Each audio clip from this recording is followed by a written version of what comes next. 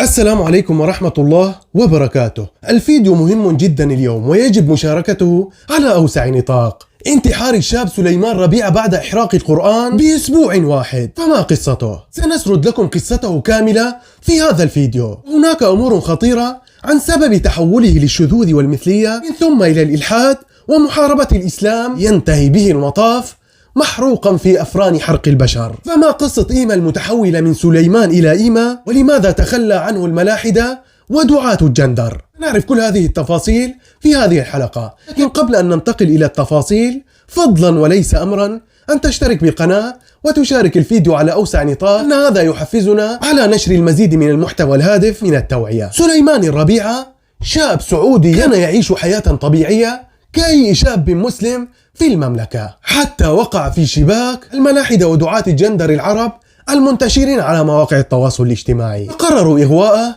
بالحياة المثالية التي يعيشها الملاحدة ودعاة الجندر ومنتكسي الفطرة في بلاد الغرب، حتى أقنعوه بالسفر إلى بريطانيا وتقديم اللجوء عندهم. وكلنا يعرف أن بلاد الغرب تساعد ويسهل على موضوع انحراف الفطرة وتغيير الجنس المزعوم هذا. يتفاجأ أهل سليمان ومن يعرفه بأنه سافر إلى بريطانيا وقرر التحول من شاب إلى فتى، وبعد أن كان شابا طبيعيا تحول إلى هذا الكائن الغريب الذي نشاهده، وقام بتغيير اسمه من سليمان إلى إيما، وبدأ ينشر فيديوهات غريبة على مواقع التواصل الاجتماعي لباس فتيات وبصبغات شعر غريبة. فلنشاهد هذا الفيديو الذي يدل على إحباطه وتخبطه سبب انتكاس فطرته. فلنشاهد هذا الفيديو.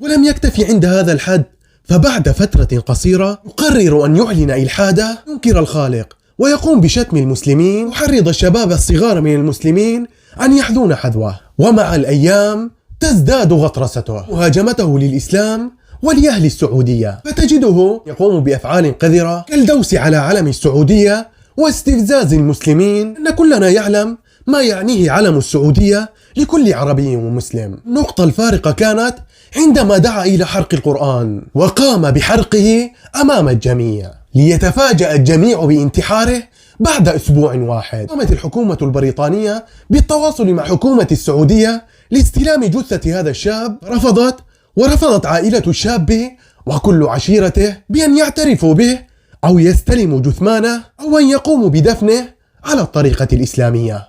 فتواصل أصدقاء الشاب الملاحدة والشواذ بعض الجمعيات الإسلامية لتتبنى دفنه، لكي لا تقوم الحكومة البريطانية بحرق جثته وصهره في الأفران التي يقومون بحرق جثث الأموات بها عندهم. لكن هذه الجمعيات رفضت هذا رفضا قاطعا، وقالت فليلاقي مصيره بعد أن شتم الإسلام والمسلمين وقام بالإساءة إلى كتابهم ومعتقداتهم.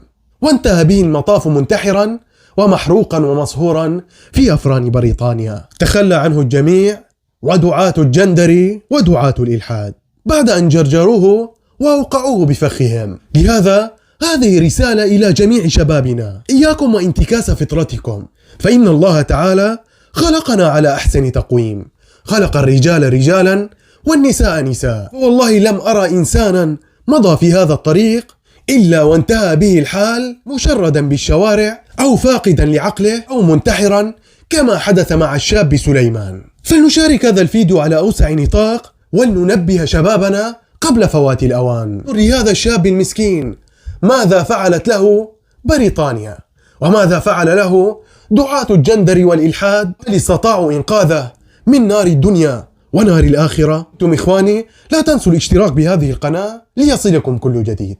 كنت معكم أنا أخوكم نورس المجارح، أحبكم في الله، لا تنسونا من صالح دعائكم.